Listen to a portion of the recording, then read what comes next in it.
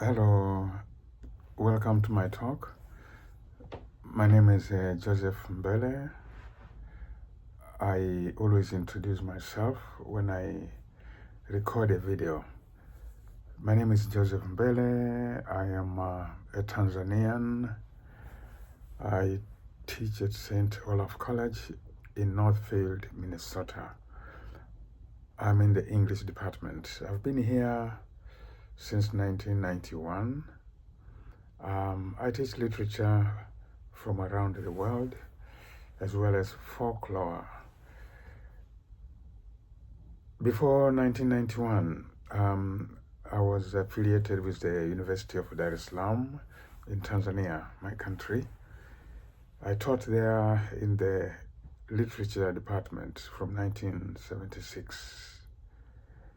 So I've had quite a long career in teaching. I have a YouTube channel and I post videos from time to time, and these are very informal, conversational, and I am not representing any institution. I'm just sharing my reflections, my thoughts, and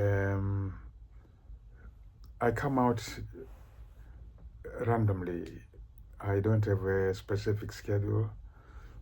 Sometimes I am not available for maybe some days or a week or two, and then suddenly someday I feel like recording a video. Again, welcome to this talk. Today I want to share my reflections about what I've been doing for many years. That is teaching. I've been a teacher most of my life, from 1976 to the present, 2024. And we are actually only 3 days away from the beginning of 2025. That's a long time being in the profession. So I want to share some thoughts, some reflections, and the basic thing I want to share is that I have enjoyed teaching all my life. Yeah, and so my talk is the joys of teaching. I wanted to be a teacher at a very early age. I remember as a teenager, I had already formulated my goal. I wanted to be a teacher. I believe very strongly I was meant to be a teacher. And I'm a Christian, I'm a Catholic, and I believe God wanted me to be a teacher. Simple as that. I've always told students, I've always told parents, I've told everybody who cared to ask, that teaching was for me, and it has always been a vocation. Yes. Every day in the classroom, every day with students has been very fulfilling.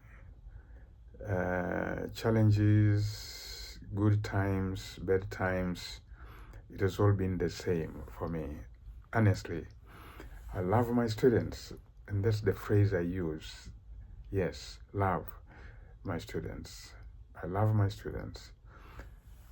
I enjoy teaching. I'm quite sure my students can see this every day. I'm not worried about times when things are difficult. I embrace them. I'm not worried when we are facing a challenging task in the classroom. A question that we can't answer. I embrace all of those moments. I don't panic. I take them as part of being a teacher, part of being a learner. And a teacher is a learner. I believe this. I've always believed this. A teacher is a learner. And students also can be teachers. They know a lot. So the classroom interaction has to be an interaction. It's a dialogue. I derive my thoughts from the ideas of this Brazilian educator, a very famous Brazilian educator, Paulo Freire. Yes. Yeah, he promoted this notion of the classroom experience, as a dialogic enterprise. Yes, it should not be a kind of dictatorship.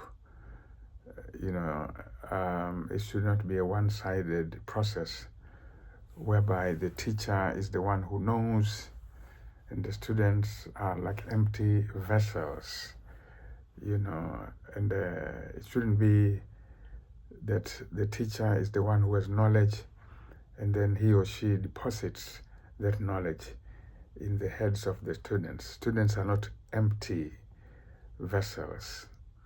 So dialogue is what should be happening in the classroom. So it has always been exciting to have this dialogue with students. I've enjoyed learning. Teaching involves learning, and especially in a subject like mine, literature. New books are coming out, new poems, new plays, new works of fiction, great works of fiction from all over the world. So you are always, encountering new things. And I've always had the desire to try and keep abreast of at least some of these things. So the excitement is never ending. I read this work, I read that work, I read another work. Life is never idle. I sometimes go back to a book I've taught, yes, and I realize, it always sounds like a different book, a new book. And so I don't rely on notes. The notes I wrote when I taught this particular book last year will not be the same, notes for this year. In fact, I put those notes aside and I just wait for this new experience in the new year, new semester, with new students. And so it's always new horizons, new perspectives, new dialogues. I can teach the same book year after year, and sometimes I've done that, but the conversation has always been different. Even if I start lecturing, I don't say the same things that I said last year, partly because my own mind is changing, because I'm always reading new things, and that opens up my horizons. And I cannot therefore read a book the same way I read it, last year or the year before. So these processes make my life very, very exciting. The joy of learning new things, yes, it enriches my life. And in turn, I end up enriching the students.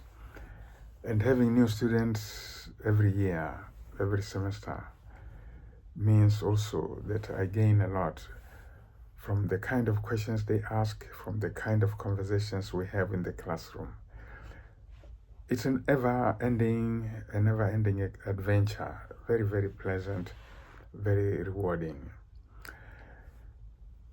On a more personal level, it has been a joy to work with students individually who are planning a career, and so acting as their advisor, writing letters of reference, and hearing students articulate their dreams, and helping them achieve those dreams, supporting them in these kinds of ways, advising them, and as I say, writing letters of reference.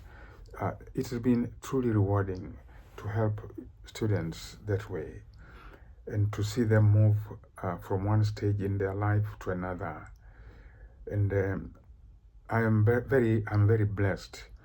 I have students who now, working in different parts of the world, former students, all the way from Australia and India and China and Japan, Pakistan,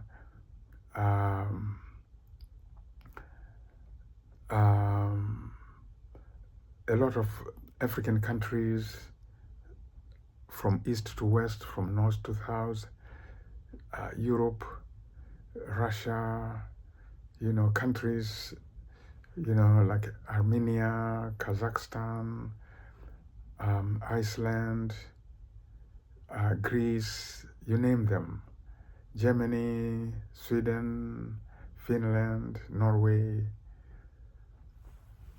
Latin America, yes, Central America, the Caribbean, all across the USA, So my tentacles go around the whole world. That's a great feeling to know that I'm connected to people across the world. And whatever they are doing over there, the role they are playing in their countries, to know that I've had a hand in shaping these people for those roles. It's been a great blessing to be a teacher, and I have no regrets. I'm thinking about retiring now, and it's about time. My classmates in Tanzania, they all retired several years ago, a number of years ago. I have been preparing myself to continue being a teacher even after retirement. I've been outside the classroom, working as a consultant in the community, in the world around me, and in the world far, far away. I've been working with communities, organizations, companies, and so on in the area of cultural consulting. So helping people understand and navigate cultural differences. I've been on the side doing this. And so as I think about retiring from teaching in the classroom, in the college, I will continue being a teacher in the sense of a consultant. And I'm looking forward to it. It's very likely that within a year or two, I will, maybe 3 years, I will retire from classroom teaching and just focus on my consultancy work. Writing books, I will continue doing that. I've been writing books, and that's another kind of teaching, yes. And I hope to just continue that way. So my dream to be a teacher will continue to flourish and to be realized. And so I will miss the students in the classroom, but I'll be fully engaged with people outside the classroom in various organizations and communities. I'm grateful for all the blessings. I'm grateful for all the great opportunities I've had. Very, very grateful. So I just thought I should talk about this, share with you. People have YouTube channels, and they come up and talk about all kinds of things. Whoever wants to listen, is welcome to come and listen. And I know I have listeners, and I welcome you to follow my channel. That's it for today. I'm happy I've shared these few thoughts as I prepare to retire from classroom teaching. Have a nice day.